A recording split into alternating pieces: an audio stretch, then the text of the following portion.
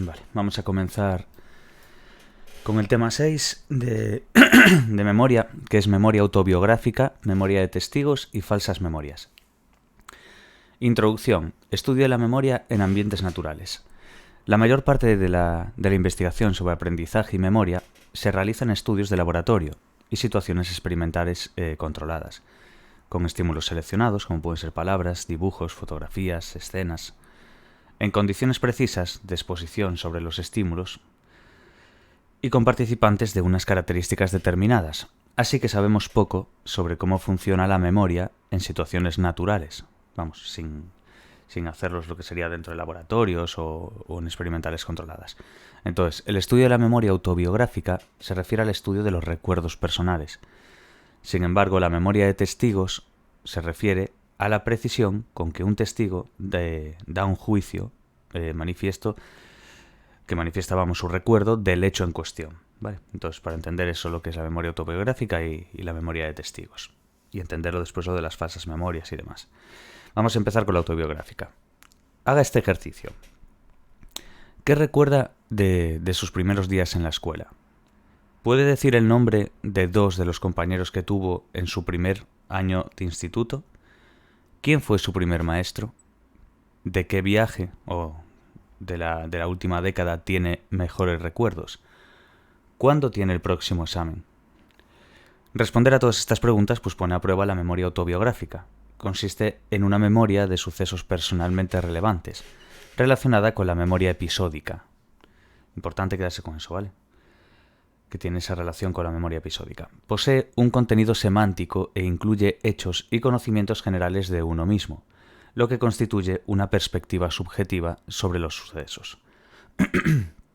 También se ha denominado memoria personal. ¿Por qué? Porque está rodeada por la sensación de implicación personal y de que la persona es dueña del acontecimiento, además de estar teñido de emociones y pensamientos propios. La recuperación del contenido de la memoria autobiográfica es consciente y voluntaria. En este aspecto no se diferencia de la memoria declarativa, y en que es explícita, voluntaria y consciente. Concuerda con la memoria episódica de Tulving, en 1985, porque es de conciencia autonoética, de autoconocimiento. Los individuos con una gran memoria autobiográfica realizan una codificación de la información normal, pero los procesos de consolidación son mejores y producen un recuerdo superior de los eventos. Entonces, lo que diferencia un poco de una persona normal dentro de un promedio, los que tienen una gran memoria autobiográfica hacen esa codificación de la información normal como cualquiera, pero ¿qué es lo que pasa? Que ellos, además, tienen un proceso de consolidación que es bastante mejor y entonces produce un recuerdo superior de dichos eventos. ¿Cuáles serían los métodos utilizados en el estudio de la memoria autobiográfica? Se han empleado métodos en adultos. Las técnicas más frecuentes son los diarios, costosos por tiempo y esfuerzo, donde se registran eventos personales. También las entrevistas autobiográficas, la técnica de la recuperación con claves o pedir a las personas que recuerden algo de un periodo determinado de su vida. Se han hecho estudios prospectivos, como el de Wagner de 1986 o el de Linton en 1975. Linton escribió, quedaos bien con estos dos, porque son los que han hecho básicamente los estudios prospectivos, que es de lo que nos atañe más. Entonces Linton escribió cada día en su diario 2 eventos personales durante 6 años. Después se examinó a sí misma, una vez al mes sobre estos sucesos para comprobar su memoria. Observó que cuanto más frecuentemente ponía a prueba su memoria sobre un evento, mejor lo recordaba. Esto muestra la importancia del recuerdo espaciado para la recuperación de la información a partir de la memoria a largo plazo. Los resultados: la tasa de olvido fue lineal, es decir, los acontecimientos más próximos los recordó mejor, lógicamente, y los sucesos más olvidados fueron los que se repetían en el tiempo, los que se mezclaban, para entendernos. Veis aquí, de hecho, la figura 6.1, este es el porcentaje, veis, porcentaje recordado, de 0 a 100, y luego el tiempo en años, veis, de 1 a 6 como relato. Y básicamente eso es el porcentaje de elementos recordados durante 6 años. La disminución del número de elementos olvidados es lineal, como podéis apreciar. Veis desde un comienzo lo que fue al principio y lo que va pasando los años y cómo va descendiendo dicho porcentaje. Y se ve cómo es linealmente. Vale.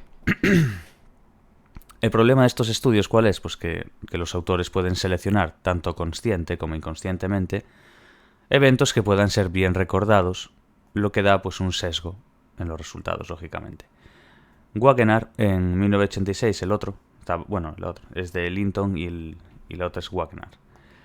Registró cada día en su diario, durante 6 años, 2 eventos diarios con 4 claves asociadas a cada evento. ¿Veis? Lo mismo que en el otro, pero aquí ya nos dice con las claves de asociación de cada evento. Entonces, esas 4 son: quién estaba implicado, de qué evento se trataba, dónde ocurrió y cuándo ocurrió. El dónde, el cuándo, el de qué y el quién, para entendernos, ¿vale? Registró 3 datos más: la importancia del evento y su frecuencia de ocurrencia en escala de 7 niveles, que podía ser pues una vez al día, una vez a la semana, una vez al mes, una vez al año, una vez cada 3 años, una vez cada 15 años y una vez en la vida. Después, eso sería la importancia del evento en sí y la frecuencia en estos 7 niveles que acabamos de citar. Luego, su grado de implicación emocional en 5 niveles, que tendríamos nada, poco, moderada, considerable y extrema. Y por último tendríamos la agradabilidad en 7 niveles, que es extremadamente desagradable, muy desagradable, desagradable, neutra, agradable, muy agradable y extremadamente agradable. Resultados, pues de las 4 claves, la del quién, el de qué, el dónde y el cuándo, que citamos anteriormente, la menos útil, ¿cuál fue? El cuándo. El cuándo ocurrió, vamos. Esta no les ayudaba a recordar el suceso. Las otras 3 claves sí fueron eficaces para la recuperación. Recordó mejor los eventos recuperados durante el primer año. A medida que el periodo de retención se hacía más largo, pues la calidad de la memoria autobiográfica disminuyó. A medida que aumentó el número de claves, la memoria mejoró. Discusión. La crítica que se le puede hacer es que los acontecimientos que se registraron eran los más destacados, selección de contenidos. También que se eligen eventos como quién o qué, que requieren una codificación profunda y significativa de la información, por lo que afectarán los niveles de procesamiento. El mayor problema de estos métodos es que difícilmente existe un registro objetivo con el que comparar los recuerdos anotados. Bueno, vemos aquí la figura 6.2, que es exactamente lo que acabamos de decir ahora, ¿vale? Punto 2.2. El olvido de datos autobiográficos. Cuanto mayor es el tiempo transcurrido entre la ocurrencia del suceso, su codificación y recuperación será peor y se producirá mayor olvido, como acabamos de decir anteriormente. Entonces, en pruebas de recuerdo libre, en las que se pide a las personas que recuerden acontecimientos de cualquier período de su vida, se ha observado que los recuerdos personales no se distribuyen de manera homogénea. Se suelen tener pocos recuerdos de los primeros años de vida, lo que sería la amnesia infantil. Que es verdad, de hecho esto aún lo habláramos hace poco un amigo y yo, de cómo no nos acordábamos prácticamente de nada hasta los 3, 4 o 5 años incluso. Y claro, venía por eso. Incluso también nos llegamos a pensar que yo supuestamente tenía algún recuerdo y era por fotos. El hecho de haber visto una foto yo de pequeño, que aparecía pues, me acuerdo si en casa de mis abuelos o algo. Y dije yo, sí, yo me acuerdo que era esto tal. Y después lo miramos y me acordaba porque yo había visto esa foto. ¿Sabes? Lo único que me acordaba era de la foto, realmente no me acordaba de nada más. Entonces yo creo que se refiere a esto, al tener pocos recuerdos de los primeros años de vida, lo que ellos categorizan como amnesia infantil. Entonces, aunque muchas personas recuerden episodios breves durante el 3.º o 4.º año de su vida, ¿ves? O incluso antes, yo antes la verdad es que no me acuerdo, estos recuerdos carecen de contexto espacial o temporal y se recuerdan como sucesos aislados, que no vienen acompañados de otros recuerdos anteriores o posteriores, y contienen muy poca información, así que son breves fragmentos con imágenes mentales y de contenido emocional. La habilidad de algunos niños muy pequeños, de unos 2 años, de recordar ciertos fragmentos se relaciona con la posibilidad de utilizar el lenguaje para comunicar esos recuerdos. Se han propuesto 2 teorías para explicar la amnesia infantil y cómo se desarrolla la memoria autobiográfica en niños. El desarrollo del yo cognitivo. Los niños solo construyen la memoria autobiográfica cuando ya tienen desarrollado el yo cognitivo, al final del segundo año de vida, donde el niño se reconoce ante el espejo. Vale, ese es el yo cognitivo. Los factores socioculturales, tanto el lenguaje como la cultura, desempeñan un papel primordial en la memoria autobiográfica. Los niños utilizan el lenguaje para hablar de sus recuerdos. Las madres, que interactúan con sus hijos a través del lenguaje para hablar de los hechos y después de que ocurran, provocan que los niños tengan más memorias autobiográficas que las que no hablan con ellos libremente. Por tanto, el nivel de lenguaje del niño es un factor importante para que recuerde después una experiencia. Entonces, quedaos muy bien con eso, ¿vale? El nivel de lenguaje del niño es uno de los factores más relevantes para que después pueda recordar una experiencia en sí, ¿vale? Acordaos de eso del yo cognitivo y de la propuesta básicamente de esta amnesia infantil. Ahora, atender a esta parte, esta sí que es importante, pero Baddeley, en 2009, nos dice que hay que tener en cuenta que el hecho de que exista una asociación entre lo que es el lenguaje y la memoria autobiográfica no significa que una cosa sea la causa de la otra. En un estudio participaron 3 grupos, 20 años, 35 y 70. Los 3 apenas tienen recuerdos de los 3 primeros años de su vida, pero el número de recuerdos va aumentando hasta los 7 y 8 años, entre los 7 y 8. Entonces vemos eso, un estudio, participan 3 grupos, 20 años, 35 y 70. Los 3 apenas tienen recuerdos de los 3 primeros años de su vida, pero el número de recuerdos pues va aumentando sobre los 7, 8 años, ¿vale? Bueno, vemos aquí esas figuras para que nos entendamos. Básicamente veis aquí en la figura 6.4 porcentaje de recuerdos de la infancia anteriores a los 8 años de edad, obtenidos en este estudio, tal, distintos grupos de edad, lo que acabamos de mirar. Luego, distribución de recuerdos autobiográficos a lo largo de la vida de personas mayores, conseguidos a partir de varios estudios combinados, como veis aquí, de Rubin y Sturgin, bueno, Jansar y Parkin, Hyland y Heikmans, bueno, un poquito todo. Y en la figura 6.6 tenemos la proporción de recuerdos felices, importantes y tristes. ¿Veis? Feliz, importante y triste. Recuperados pues, por personas que tenían en el momento del recuerdo 40 años de edad y más. Vale, la memoria autobiográfica varía en los distintos periodos de la vida. Los adultos experimentan un aumento de recuerdos autobiográficos entre los 20 y los 30. ¿Veis? A partir de ahí, el número de recuerdos personales desciende, de manera que a partir de los 40 se vuelve a la memoria autobiográfica que se tiene a los 10 años. Esto ocurre ante los hechos importantes, pero no ante los acontecimientos tristes o negativos, que son olvidados en mayor medida. Bauer, en 2015, ha explicado la escasez de recuerdos infantiles mediante la propuesta de la complementariedad de procesos. Según esta propuesta, la mejor memoria autobiográfica se logra de adulto. ¿Por qué? Porque mejora la calidad de las trazas de memoria, ya que se van añadiendo más cantidad de sesgos autobiográficos y mejor elaborados. Y la vulnerabilidad de las trazas de memoria disminuye como resultado de procesos neurales, cognitivos y mnemónicos, reduciendo así pues la tasa de olvido. Vale, vamos a ver la memoria autobiográfica y el cerebro. Las personas con lesiones en las áreas posteriores de la corteza cerebral implicadas en la visión suelen tener poca memoria autobiográfica. En estudios realizados con imágenes del cerebro se ha apoyado la idea de que es posible distinguir la memoria semántica de la episódica dentro de la memoria autobiográfica. La activación cerebral registrada mientras los participantes realizaban una tarea autobiográfica se comparó con la activación producida durante la realización de otra tarea de memoria semántica. Los resultados mostraron que mientras la tarea de recuperación semántica producía activación cerebral de la región frontal izquierda, la tarea autobiográfica activaba la amígdala, emoción, el hipocampo, memoria episódica, y el giro frontal izquierdo. Bueno, vemos aquí tareas de recuperación semántica, tareas de recuperación autobiográfica.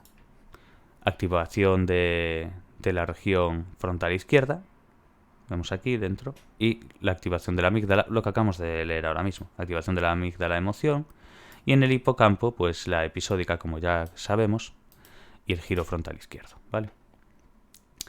A través de resonancia magnética funcional, Para estudiar los correlatos neurales de la memoria autobiográfica y comprobar si los niños difieren de los adultos, en un estudio participaron niños de entre 8 y 11 años y adultos de entre 19 y 30.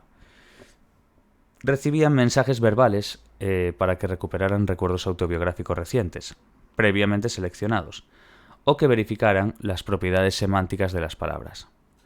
Resultados: niños y adultos mostraron más activación relacionada con la recuperación de recuerdos autobiográficos en el hipocampo y las cortezas prefrontal, cingulado posterior y parietal. Los adultos mostraron mayor activación que los niños en el hipocampo. Acordáis, hipocampo es el que depende de la memoria episódica, corteza prefrontal y corteza parietal. Entonces, quedaos bien con esos resultados, ¿vale? Los niños y adultos, acordaos, niños y adultos eran entre 8 y 11 años, mostraban más activación en la recuperación de recuerdos autobiográficos en el hipocampo y las cortezas prefrontal, cingulado posterior y parietal. ¿Y qué pasa con los adultos de entre 19 y 30? Pues mostraron una activación mayor que los niños en el hipocampo, la corteza prefrontal y la parietal. Memorias fotográficas. Brown y Kulik, en 1977, utilizaron por primera vez el término memorias flashbulb, refiriéndose a las que preserva el conocimiento de un evento en forma de fotografía, con todos los detalles. Fotografía es una analogía, ya que a pesar del detalle minucioso se trata de registros incompletos de los eventos. Estos investigadores estudiaron este tipo de memoria a partir de 9 eventos sorprendentes. Vamos a ver ahora, por ejemplo, los asesinatos de John Fitzgerald Kennedy, Martin Luther King, Malcolm X y Robert Kennedy, los asesinatos frustrados de George Wallace, de Gerald Ford, el escándalo de Ted Kennedy y la muerte del general Francisco Franco. Los resultados del estudio mostraron que para que se formara la memoria fotográfica, la noticia tenía que ser sorprendente y debía tener consecuencias personales, emocionales para el individuo. Este tipo de memorias, quedaos bien con eso de los resultados, ¿vale? Los resultados del estudio mostraron que para que se formara la memoria fotográfica, la noticia tenía que tener algo, ¿sabes? Tenía que ser sorprendente, debía tener unas consecuencias personales que solían, emocionales para dicho individuo. Este tipo de memorias son muy duraderas, altamente precisas, concretas y muy vivas, y se relacionan con eventos de naturaleza emocional. Son memorias más detalladas y duraderas que otras memorias autobiográficas. Se recuerdan cosas como qué se estaba haciendo en ese momento, en qué lugar se estaba, con quién, etc. A veces se retienen durante toda la vida, con calidad casi fotográfica. La curva del olvido en este tipo de recuerdos está menos influida por el paso del tiempo. A las personas que presenciaron la masacre terrorista del 11M, el 11 de marzo del 2004, la de Madrid, frecuentemente les asaltarán este tipo de recuerdos fotográficos. En esa fecha se produjeron una serie de ataques terroristas en varias líneas de Madrid, 10 explosiones casi simultáneas, 2 detonaciones controladas por la policía y una desactivación, que permitió identificar a los autores. Fallecieron 191 personas y más de 1.700 resultaron heridas. No me acuerdo yo de esto, madre mía. Fuera una locura. Los hechos traumáticos, muerte violenta, violación, provocan recuerdos muy vivos y persistentes que se hacen presentes en toda su crudeza de forma reiterativa, hasta el punto de poder causar en el individuo un estrés postraumático. Conway, en el 95, propone que este tipo de memorias pueden facilitar procesos culturales, como la identidad generacional. Para él, las memorias fotográficas son registros de momentos en los que los planes personalmente importantes requieren revisión urgente. Memoria de testigos, lo que dijimos antes. Habíamos tocado la memoria autobiográfica y ahora nos toca la memoria de testigos y después lo que serían los falsos recuerdos. Es muy interesante esta parte.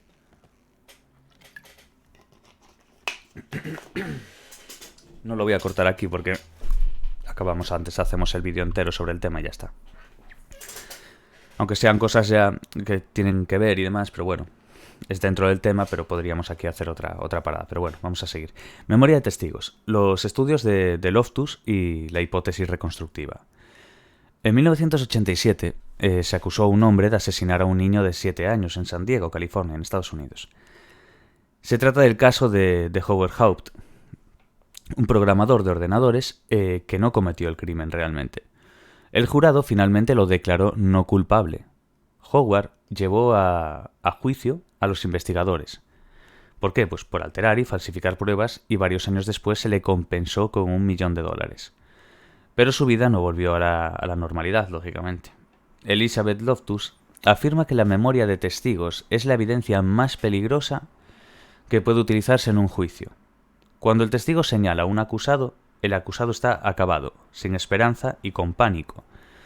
Los experimentos de esta psicóloga cognitiva demuestran que las ideas, acontecimientos y otras informaciones ocurridas tras un determinado acontecimiento pueden modificar la memoria. Se carece de estadística fiable de acusación errónea, pero se sabe que el número es muy grande.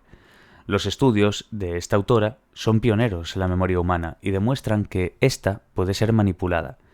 La nueva información producida tras un hecho se incorpora también a la memoria, y esto lógicamente pues puede ocasionar un cambio en la recuperación de los hechos por parte de un testigo. Los estudios sobre la memoria de Bartlett, en 1932, mostraron que los recuerdos no son registros precisos y exactos de nuestras experiencias. Los seres humanos intentamos ajustar los acontecimientos basados en nuestra representación del mundo. Entonces, nosotros lo que hacemos básicamente es ajustarlo. Y eso se ajusta conforme a lo que nosotros tengamos de cómo entendemos el mundo, cómo lo representamos y demás, por esos acontecimientos. Haciendo pues la memoria más coherente, de forma que tenga sentido para nosotros. Pero eso no significa que sea así, ni que sea verdad incluso. Entonces lo que hacemos es moldearlo a cómo tenemos nosotros nuestra parte de visión y representación del mundo. ¿Por qué? Porque lo que busca nuestra cabeza es una coherencia. Entonces hace que la memoria sea más coherente de forma que tenga sentido para nosotros. En un estudio de laboratorio, con 45 estudiantes de la Universidad de Washington, se les mostraron 7 vídeos cortos, de 5 a 30 segundos, de películas de seguridad vial, donde se observaban accidentes de tráfico. Se pidió a los participantes que describieran el accidente. Hubo 5 condiciones experimentales, con 9 participantes en cada una. La variable independiente fue la forma de manipular las preguntas, y la variable dependiente la velocidad que los estudiantes decían que llevaba el vehículo. Se formularon las preguntas de 5 formas. Vamos a ver las 5, ¿vale? ¿Cómo iban de rápido los coches cuando se empotraron? ¿Cómo iban de rápido los coches cuando colisionaron? ¿Cómo iban de rápido los coches cuando se golpearon? ¿Cómo iban de rápido los coches cuando se tocaron? ¿Y cómo iban de rápido los coches cuando se rozaron? Bueno, veis una serie de adjetivos distintos en cada una de ellas. La pregunta es la misma. Básicamente cambiando el empotrar, colisionar, golpear, tocar y rozar, ¿vale? Básicamente es no el adjetivo, sino el verbo en sí que se utiliza. Entonces, verbo utilizado: empotrarse, colisionar, golpear, tocar y rozar. Velocidad media estimada, millas por hora, vamos. Cuando decimos empotrar, 40,8. Dicen que va a 40 millas con 8. Colisionar 39, golpear 38, tocar 34, rozar 31. Os dais cuenta de que a medida va bajando. Desde empotrar, que puede ser lo más brusco por así decir, es cuanto más velocidad le ponen. Y rozar, que es lo más leve, por así decir, dentro de lo que sería un accidente de tráfico o demás, 31,8. Entonces, según Loftus y Palmer, los resultados podrían deberse a ¿qué? La distorsión producida en la memoria del participante por la etiqueta verbal, el verbo que se estaba utilizando, que antes dije adjetivo, que no lo dije mal. Los factores relacionados con el sesgo de respuestas, donde el participante no está seguro de la velocidad exacta y la ajusta pues a las expectativas de la persona que hace la pregunta. El que está haciendo la pregunta, entonces él va a responder intentando llegar a las expectativas que la persona que le está preguntando. El estudio puede estar limitado. ¿Por qué? Pues porque no se trata de una situación de la vida real. Los participantes no tomaron parte en el evento y no se implicaron personalmente. Por ello falla la validez ecológica del mismo. Tras una semana, Loftus y Palmer preguntaron a los participantes que si habían visto algún cristal roto. Y mirar esto, El 32% de los que habían empleado el verbo empotrarse respondió que sí, que habían visto cristales rotos. El 14 de los que habían utilizado el verbo golpear respondió que sí. Se han replicado estudios similares que indican que la información presentada entre lo que es la ocurrencia del evento y el testimonio posterior puede influir y modificar el testimonio prestado. Es un ejemplo de lo que se llama interferencia retroactiva. Quedaos muy bien con esto, ¿vale? Porque está la retroactiva y la proactiva. Interferencia retroactiva. Ocurrencia de un evento y el testimonio posterior. Puede influir y modificar el testimonio prestado. Entonces eso es lo que sería un ejemplo de interferencia retroactiva. Retro, pasado. Quedaos un poco con eso, ¿vale? Es el evento en sí del pasado y luego el testimonio posterior. ¿Qué pasa? Que puede influir y modificar el testimonio prestado. Un estudio más reciente ha mostrado la influencia de la interferencia proactiva. Los participantes presenciaron una sesión de un vídeo de un robo en un museo. El día anterior, a un grupo de participantes se les leyó un relato similar. Al otro grupo se les leyó una historia diferente. Los resultados que mostraron, pues que los testigos que fueron expuestos a la temática similar cometieron más errores al pedirles que recordaran la información del vídeo. Las experiencias previas de los testigos de un acontecimiento pueden influir y distorsionar las respuestas. Quedaos con eso a fuego. Las experiencias previas de los testigos de un acontecimiento pueden influir y distorsionar las respuestas. Vale. Efectos de la interferencia y la hipótesis reconstructiva.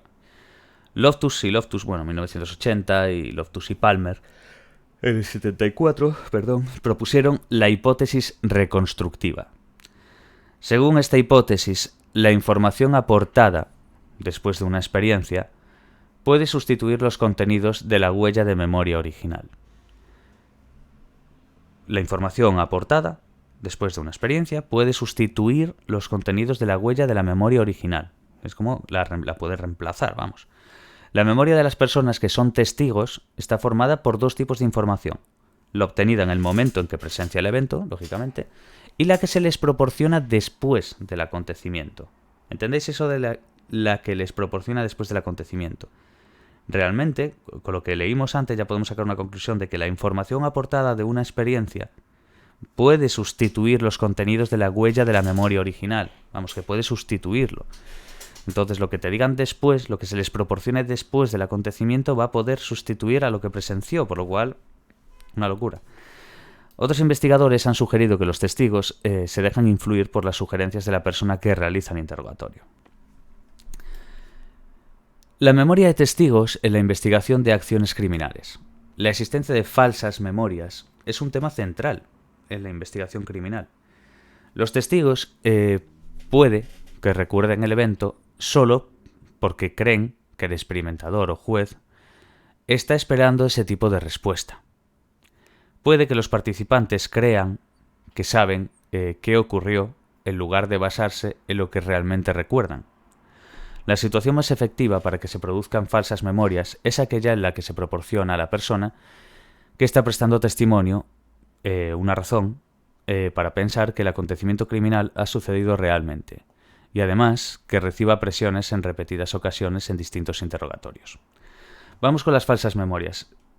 Las falsas memorias son eventos que nunca nos han ocurrido en realidad.